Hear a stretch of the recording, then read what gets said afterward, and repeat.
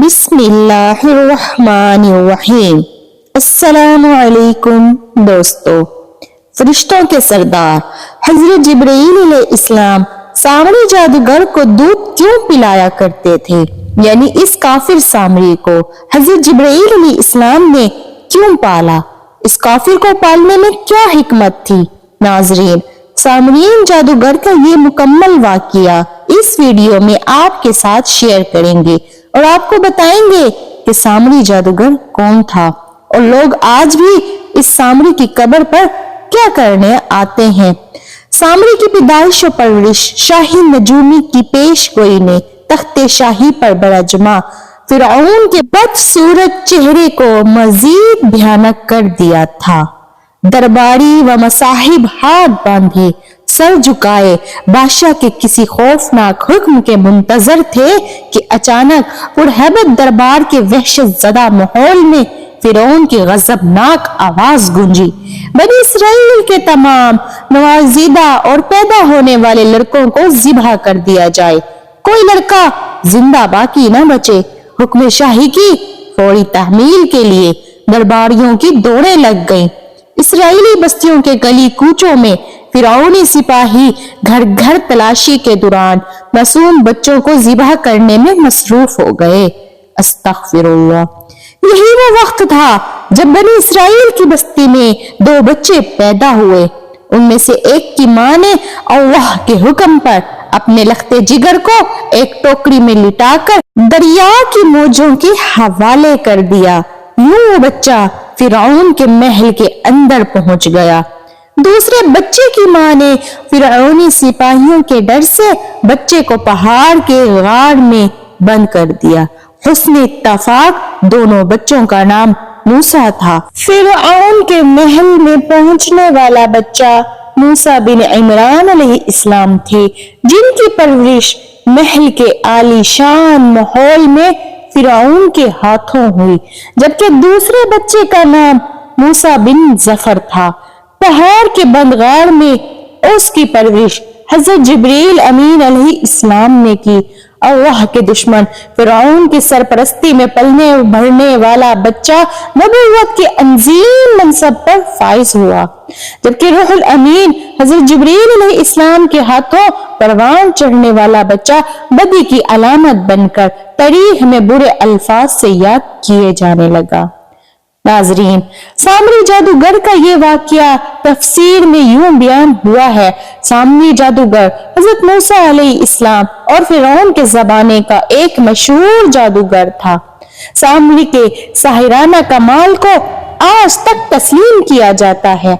कुरान में सामरी का नाम 3 बार इस्तेमाल हुआ है। सामरी बनी इसराइल में एक हरामी शख्स था जो तबाई तौर पर निहायत गुमराह कुन आदमी था। इसकी मां ने बिरादरी में रुसवाई व बदनामी के डर से इसको पैदा होते ही पहाड़ की एक गाड़ में छोड़ दिया था और हज़रत जिब्रील अलैहिस्सलाम ने अल्लाह के हुक्म से इसको अपनी उंगली से दूध पिला पिला कर पाला था, इसलिए ये हजरत जिब्रील अलैहिस्सलाम को पहचानता था।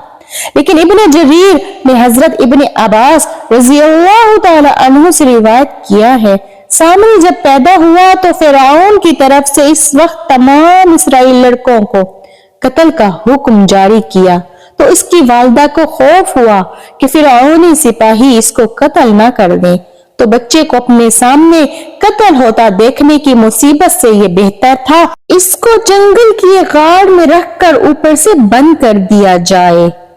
कभी कभी इसकी खबरगिरी करती होंगी। उधर अल्लाह ताला ने हजरत जिब्रील अमीन अलैहिस्सलाम को इसकी हिफाजत और ग़िज़ा देने पर मामूर कर दिया। वो अपनी एक उंगली पर शहद, एक पर मक्खन, एक पर दूध लाते और इस बच्चे को चटा देते थे, यहाँ तक कि ये गाड़ ही में पलकर बड़ा हो गया और इसका ये अंजाम हुआ, कुफ्र में मुब्तला हुआ और बनी इसराइल को मुब्तला किया। फिर सामरी की हलाकत कैसे हुई ये भी जान लीजिए। नाजरीन, जिन दिनों हजरत मूसा अलैहिस्सलाम कोहे तूर पर गए हुए थे तो सामरी ने आपकी गैर मौजूदगी को गनीमत जाना और ये फितना बर्पा कर दिया کہ اس نے بنی اسرائیل کے سونے چاندی کے زیورات کو مانگ کر پگھلایا اور اس سے ایک بچڑا بنایا، اور حضرت جبرائیل علیہ السلام کے گھوڑے کے قدموں کی خاک جو اس کے پاس محفوظ تھی، اس نے وہ خاک بچڑے کے منہ میں ڈال دی تو وہ بچڑا بولنے لگا۔ پھر سامری نے مجمع عام میں یہ تقریر شروع کر دی کہ اے بنی اسرائیل، حضرت موسیٰ علیہ السلام خدا سے باتیں کرنے کے لیے کوہ طور پر تشریف لے گئے، لیکن خدا تو خود ہم لوگوں کے پاس آ گیا ہے، اور بچڑے کی طرف اشارہ کر کے بولا کہ یہی خدا ہے۔ سامری نے ایسی گمراہ کن تقریر کی کہ بنی اسرائیل کو بچڑے کے خدا ہونے کا یقین آ گیا۔ استغفر اللہ۔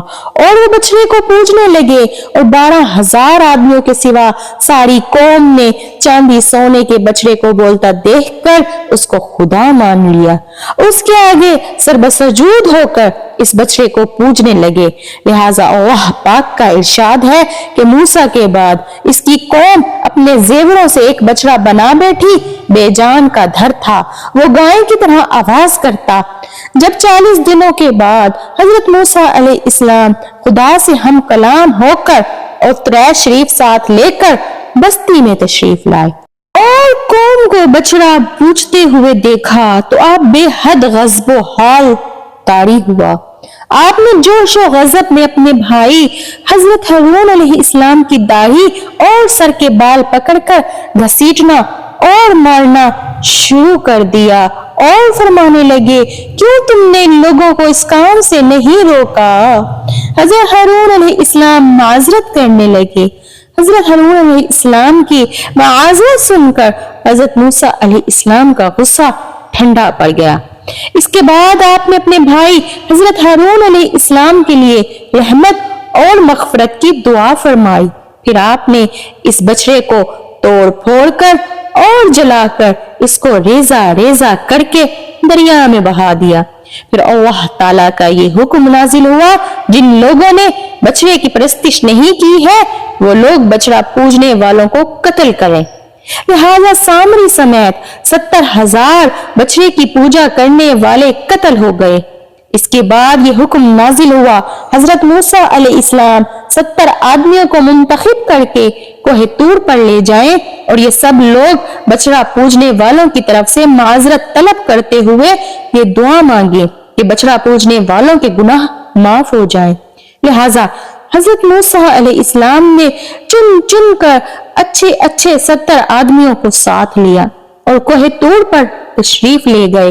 جب لوگ کوہ طور پر طلب معذرت و استغفار کرنے لگے تو اللہ تعالیٰ کی طرف سے آواز آئی کہ اے بنی اسرائیل، میں ہی ہوں، میرے سوا تمہارا کوئی معبود نہیں، میں نے ہی تم لوگوں کو فرعون کے ظلم سے نجات دے کر تم لوگوں کو بچایا، لہٰذا تم لوگ فقط میری ہی عبادت کرو اور میرے سوا کسی کو مت پوجو۔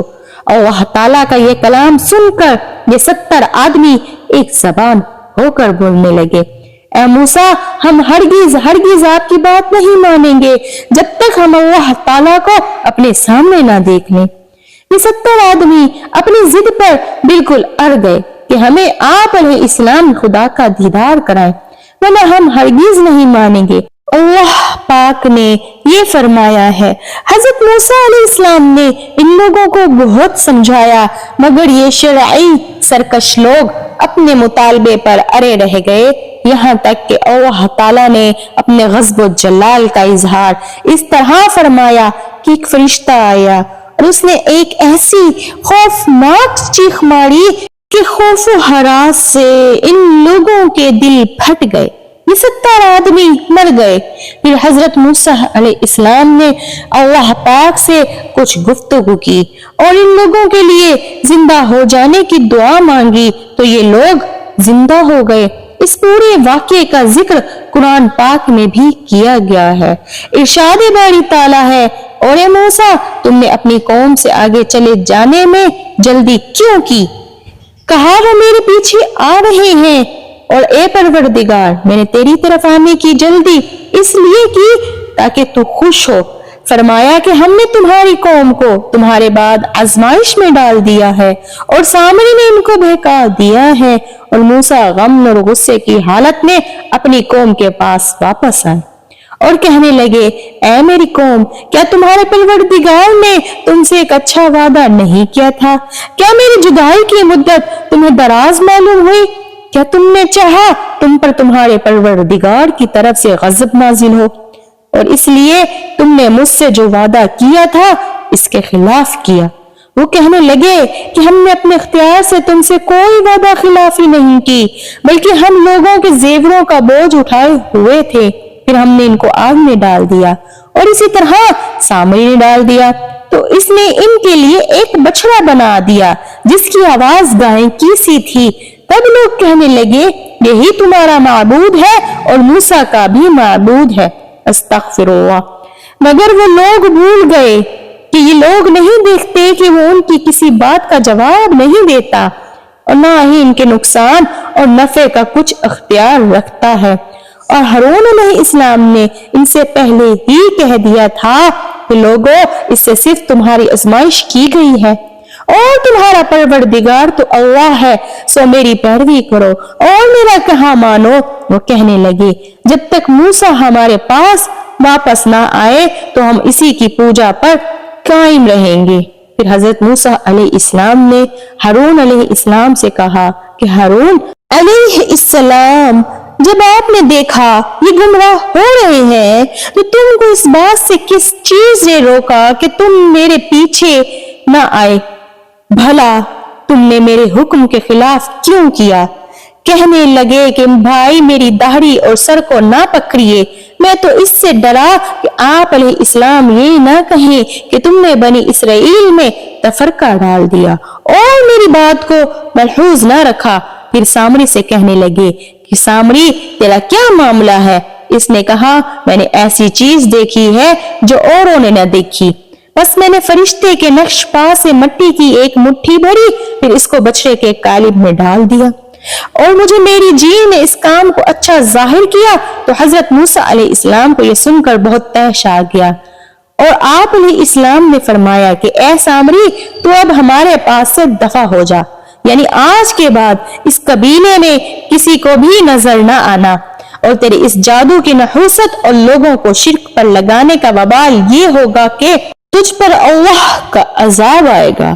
تو جہاں کہیں کسی بھی انسان کو ہاتھ لگا لے تو بیمار ہو جائے گا اور اس کی زندگی ڈھلنا شروع ہو جائے گی۔ پھر حقیقتاً ایسا ہی ہوا۔ سامری خود کو بچاتے بچاتے جنگلوں میں نکل گیا اور شہر کے اندر وہ سب کو چیخ چیخ کر یہی کہتا تھا کہ مجھے مت چھونا ورنہ نقصان ہوگا۔ اس کا انجام بہت ہی دردناک اور عبرتناک تھا۔ وہ لوگوں سے میل جول کے قابل نہیں رہا، جو کوئی غلطی سے بھی اس کو چھو لیتا تو اس شخص کو بخار ہو جاتا اور وہ بیمار پڑ جاتا، گویا اس کی نحوست اتنی زیادہ تھی، اور پھر باقی زندگی وہ جنگلوں میں گزار کر مر گیا۔ تو ناظرین یہ سب دو چیزوں کی نحوست کی وجہ سے ہوا، ایک تو جادو کر کے لوگوں کو گمراہ کرنا اور شرک پر لگا دینا بہت ہی برا عمل ہے، اس کی سزا بہت سخت ہے۔ دوسری بات یہ ہے اگر آپ کوئی ایسا عمل کرتے ہیں جس سے بہت سارے لوگ گناہ میں مبتلا ہو جائیں تو اس غلط عمل کا سارا وبال آپ کے اوپر بھی ہے۔ یہ بڑا ہی برا اور شدید غلط عمل ہے۔ ایسے لوگوں پر بھی اللہ کا عذاب نازل ہوتا ہے جو خود تو برائی کرتے ہی ہیں اور دوسروں کو بھی برائی پر لگا دیتے ہیں۔ یہاں ناظرین ویڈیو کے آخر میں یہ بھی جان لیجئے کہ سامری جادوگر کا مزار عمان میں موجود ہے۔ آج بھی لوگ سامری کی قبر پر یعنی سامری کے مزار پر جا کر جادو سیکھتے بھی ہیں اور سکھاتے بھی ہیں اور اس کو پھیلاتے بھی ہیں۔ استغفر اللہ۔ ہماری دعا ہے اللہ پاک ہم سب کو اپنی حفاظت میں رکھے، ہمارے وجود کو دوسرے تمام لوگوں کے لیے خیر کا ذریعہ بنائے اور اللہ تعالی ہمیں شرک سے بچائے اور ہمیں صرف اللہ کی عبادت کرنے کی توفیق عطا کرے۔ آمین رب العالمین آمین۔ دوستو اگر آپ کو یہ ویڈیو اچھی لگی ہو تو چینل کو سبسکرائب کر کے کمنٹ میں ضرور بتائیے گا۔ جزاک اللہ۔